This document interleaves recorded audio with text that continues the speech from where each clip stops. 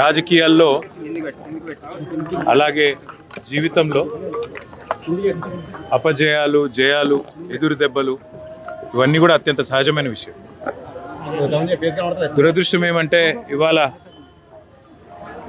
BRS పార్టీలో ఒక ముఖ్యమైన కుటుంబ సభ్యుడు, మా సోదరుడు, సిరిసిల్ల నియోజకవర్గంలో మొదటి నుంచి కూడా నిబద్ధతతో పనిచేసిన ఒక సైనికుడు కుంటయ్య గారు మరి మొన్న నాకు కష్టం వచ్చినప్పుడు, నేను ఏసీబీ వాళ్ళు నన్ను విచారిస్తున్నప్పుడు నా కోసం హైదరాబాద్ దాకా వచ్చి సాయంత్రం దాకా అక్కడనే ఉండి నాకు ధైర్యం చెప్పి, అన్నా నీకేం కాదని చెప్పి మరి రాత్రి ఇక్కడికి వాపసు వచ్చి ఏమైందో తెలియదు, రాత్రికి రాత్రే ఆత్మహత్య చేసుకున్నాడని తెలిస్తే ఒక్క నిమిషం మనసు కకావికలమైంది. వారి కుటుంబాన్ని ఈరోజు కలిసిన తర్వాత నిజంగా కూడా బయట రాజకీయ నాయకులు అంటే ఏదేదో ఊహించుకుంటారు, కానీ బయటికి ఎంత గంభీరంగా కనబడ్డా లోపల దుఃఖాన్ని దాచుకొని లోపల కష్టాన్ని కూడా అదిం పెట్టుకొని ఒకవైపు ప్రజల కోసం పనిచేస్తూ మరొక వైపు తమ కుటుంబాన్ని కూడా కాపాడుకునే క్రమంలో ఒక ఒత్తిడికి లోనై మా సోదరుడు దురదృష్టవశాత్తు ఆత్మహత్య ప్రయత్నం చేయడం జరిగింది. తెలవంగానే నేను మా మండల పార్టీ అధ్యక్షులు గజబింకర్ రాజన్న గారికి, మా జిల్లా పార్టీ అధ్యక్షులు తోటాగయ్య గారికి ఫోన్ చేసి అర్జెంటుగా అత్యవసరంగా అవసరమైతే హైదరాబాద్ షిఫ్ట్ చేస్తారా, లేకపోతే ఎల్లారెడ్డిపేటలో ఉండే మన అశ్విని హాస్పిటల్ తీసుకుపోయి, ఎందుకంటే అక్కడ పాయిజన్ కేసులు ఎఫెక్టివ్గా ట్రీట్మెంట్ ఇస్తారని తెలుసు, మీరు వెంటనే తీసుకుపోండి అంటే వాళ్ళు కూడా పాపం శాయశక్తుల ప్రయత్నం చేసింది. దురదృష్టవశాత్తు కిడ్నీలు ఫెయిల్ కావడం, దురదృష్టవశాత్తు కుంటయ్య గారిని కాపాడుకోలేకపోవడం జరిగింది.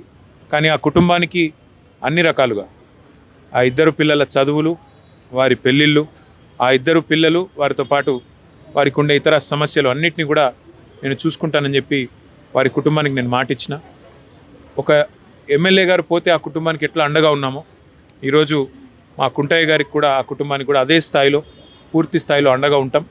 వారు మాకు ఇచ్చిన వారి సహచర్యం కానీ, వారు మాతో పాటు కలిసి గడిపిన సమయం కానీ, అదేవిధంగా వారు పార్టీకి చేసిన సేవలు కానీ ఇవన్నీ దృష్టిలో పెట్టుకొని ఆ కుటుంబానికి మొత్తం బీఆర్ఎస్ పార్టీ జిల్లా నాయకత్వం మొత్తం అండగా ఉంటుంది. పూర్తి స్థాయిలో ఆ కుటుంబాన్ని ఆదుకుంటాం, పూర్తి స్థాయిలో ఆ కుటుంబాన్ని కాపాడుకుంటామని చెప్పి తెలియజేస్తూ అధికారులను కూడా నేను కోరుతా ఉన్నాను. ఇవాళ పోలీస్ స్టేషన్లు సెటిల్మెంట్లు అడ్డాలుగా మారిపోయినాయి. పోలీసులు అదేవిధంగా ఇతర అధికారులు ఒకటే పని పెట్టుకున్నారు, కాంగ్రెస్ నాయకులు ఏం చెప్తే అది చేయాలా అన్నట్టుగా విచ్చలవిడితనం ప్రదర్శిస్తూ ఉన్నారు. ఇది మంచిది కాదు. రాజకీయాల్లో గెలుస్తాము, ఓడతాము, మేము కూడా 10 ఏళ్ళ అధికారంలో ఉన్నాం, కానీ గింత లేకి పనులు, గింత చిల్లర పనులు ఎన్నడూ కూడా చేయలేదు. ఇకనైనా ఇలాంటివి కాకుండా, ముఖ్యంగా ఎక్కడైనా కంప్లైంట్ వస్తే కుంటయ్య గారు కంప్లైంట్ చేసినారు, నాకు రావాల్సిన డబ్బులు ఇవ్వకుండా నేను సతాయిస్తున్నారని, ఉల్టా ఆయన మీద కేసు బనాయించారు. అంటే ఈ రకమైన వేధింపులు, ఈ రకమైన సివిల్ మ్యాటర్లో కూడా పోలీసులు దూరడము, సెటిల్మెంట్లకు ప్రయత్నం చేయడము, ఈ రకంగా అరాచకం చేయడము, ఇది ఎంతమాత్రం మంచిది కాదు. నేను ఏ ఒక్కరి మీదో నేను విమర్శ చేస్తలేను. ఇది ఈరోజు కుంటయ్య గారికి జరిగింది, రేపు ఇంకోరికి జరగవచ్చు. కాబట్టి ఇది మంచిది కాదు. దయచేసి కంట్రోల్ చేసే ప్రయత్నం చేయాలని చెప్పి కూడా నేను ఈ రాష్ట్ర ప్రభుత్వాన్ని కూడా కోరుతా ఉన్నా. కానీ ఆ కుటుంబానికి మాత్రం ఇవాళ ఇంతకంటే ఎక్కువ రాజకీయం నేను మాట్లాడను. ఆ కుటుంబానికి పూర్తి స్థాయిలో మేము అండగా ఉంటాం, ఆ కుటుంబాన్ని కాపాడుకుంటాం, ఆ కుటుంబానికి పూర్తిగా మరి మనోధైర్యాన్ని ఆ భగవంతుడు ఈ ఆపత్ సమయంలో ప్రసాదించాలని కోరుకుంటూ, అన్ని కార్యక్రమాలు పూర్తయ్యేదాకా మా మొత్తం పార్టీ అంతా కూడా వారి వెంబడ ఉంటుంది. పెద్ద కర్మ జరిగేదాకా కూడా మొత్తం ఉండి మేమే చూసుకుంటామని చెప్పి కూడా తెలియజేస్తూ మరి వారి ఆత్మకు శాంతి చేకూరాలని మనస్ఫూర్తిగా భగవంతుని ప్రార్థిస్తాం.